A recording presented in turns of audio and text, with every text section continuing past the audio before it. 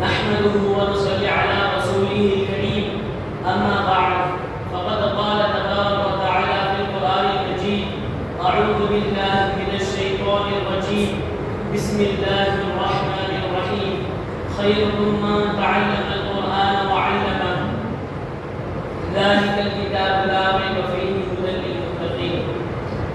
الہی رونق اسلام کے سامان پیدا کر، الہی رونق اسلام کے سامان پیدا کر، دلوں میں مومنوں کے الفت قرآن پیدا کر.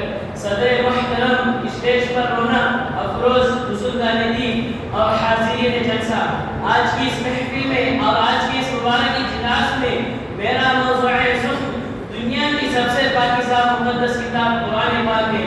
ہمیں چٹے سورج کی طرح یقین ہے کہ اس کا ایک حرف سچا اور صادق ہے.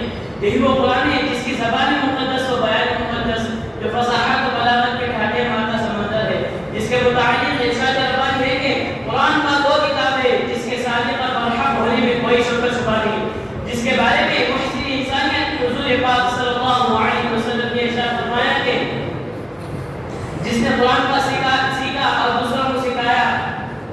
اللہ تعالیٰ دعا کیجئے کہ ہم سب کو قرآن پاک کی دولت سے مالا مال فرمائے، آمین.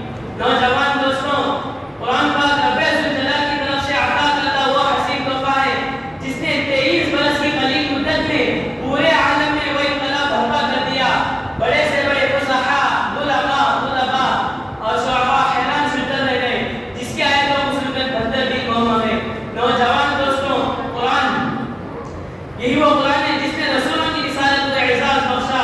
یہی وہ قرآن ہے جس نے مشغولہ قلوب کو تازگی بخشی. ہاں یہی وہ قرآن ہے جس کی برکت سے جنات و شیاطین کا آسمانوں پر جانا بند ہوا. یہی وہ قرآن ہے جس کی برکت سے رشد و ہدایت کا پیغام سنایا. یہی وہ قرآن ہے جس کی بدولت محبوب حقیقی کی رضا نصیب ہوتی ہے.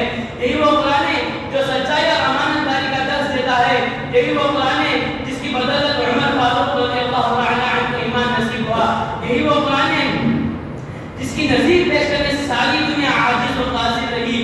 یہی وہ قرآن ہے جس کا مثل پیش کرنے سے عرب کے فصیح و بلیغ زبان داری کا دعویٰ کرنے والے گھٹنے ٹیک دیے. یہی وہ قرآن ہے جس نے ضلالت و گمراہی کی دلدل میں پھنسی ہوئی انسانیت کو رشد و ہدایت کا پیغام سنایا. یہی وہ قرآن ہے جس کا حفاظت کا وعدہ خود خالق کائنات نے فرمایا. یہی وہ قرآن ہے جس کی تلاوت میں دلوں کے واسطے فرحت و بشاشت کے سامان ہے.